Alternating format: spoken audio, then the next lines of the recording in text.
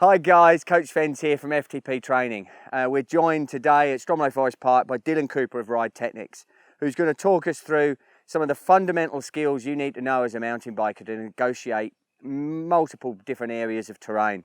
Thanks very much for joining us today, Dylan. Fantastic to have you here. So, what are we going to look at today? We're going to look at the bunny hop, we're going to look at the manual. These are pretty fundamental skills, eh?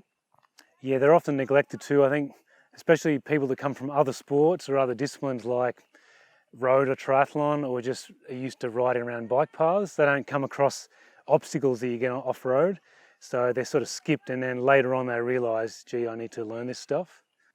Yeah, because I suppose, and this really happens if someone transitions to cycling from, say, rowing, or from from running. They've actually got good cardiovascular fitness, and they're actually moving through trails pretty fast. So it actually gets them into trouble even quicker, doesn't it? And puts them into positions that they haven't then got the skills for. Yeah, a lot of this stuff pops up after a blind corner, and people just go, I'm not ready for this. And it's not a subconscious technique. They need to sort of go on the fly, just sort of get through stuff. And normally that's pretty rough when they do it. So in terms of how would you normally break down learning to do these skills? By starting off with low manuals? Yeah, I'd start really basic and work on that initial manual technique where you float the front and get on the back of the bike to keep it there for as long as possible, using the full range of your body and your arm movement.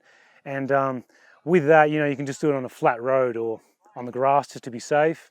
And that'll kick other things off, like the bunny hops and wheelies. Yeah, fantastic. So I think you hit on a really good point there, is that these basic skills can be practiced anywhere, in the park, across the road from your house, in your garden if you've got a big enough garden. And by nailing that sort of basic manual, it really sets you up for so many other skills on the mountain bike. Yeah, that's right. And they should be effortless in the end. So the more you practice, the better off you'll be. You might be able to do it, but the more you practice it, the smoother you'll be.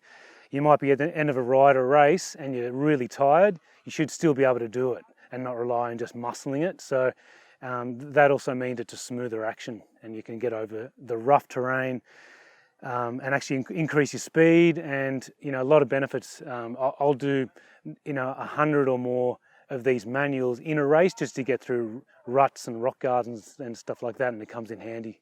Yeah, fantastic. So some people may be a little bit wary of lifting the front wheel off the ground, especially if they're clipped into pedals.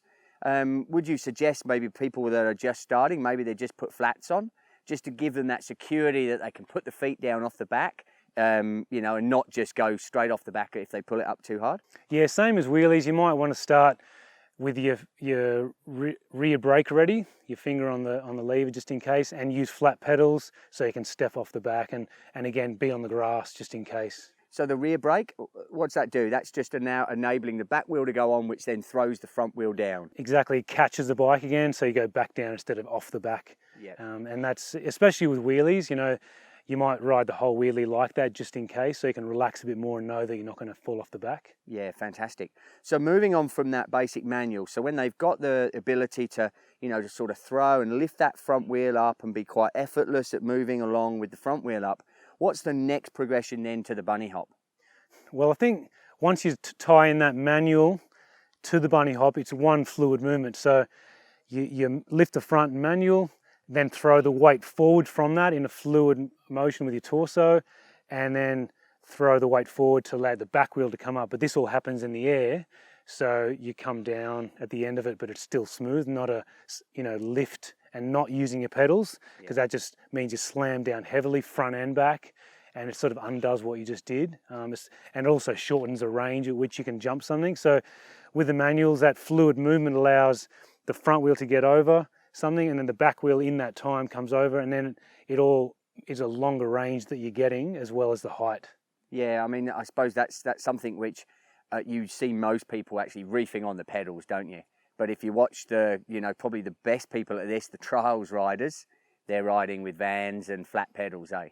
That's right. You shouldn't rely on the pedals. It should be, it's more, if anything, your hands on the grips, twisting is more reliable or more effective than your pedals lifting. But essentially, it's the reason it should become effortless. It's your torso and all your body movement, your limbs doing the right things at the right time. Fantastic. And I suppose these basic skills of the manual into the bunny hop actually transfer then into basically all the skills that you're going to need to negotiate pretty much most of the terrain that you'll come across in mountain biking. Yeah, they're not just tricks for kids to muck around and have fun with. They are actually the most useful things out on the trail and for performing in races, including climbs. You'll often come across those rock step-ups where, you know, you're just making up this climb and muscling it up and you're tired, but the only way you can get up a certain step up is to be smooth and rely on that wheelie up and then the popping over, not just sort of bashing into something and slipping the back wheel and having to step off and walk. It's that, you know, that step up technique that really finishes it off and gets you through that critical stuff. Yeah, brilliant. Look, thanks very much, Dylan, for joining us today. I know that, you know, these basic skills are something which everyone should practice as often as they can. We can't sort of reiterate that too much. Get out there, put the little things, put a little, you know, stick down. Use that as the obstacle to negotiate, and practice.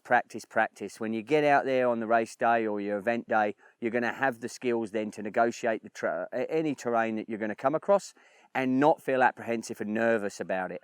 So, look, thanks very much again for joining us, mate. Superb to have you.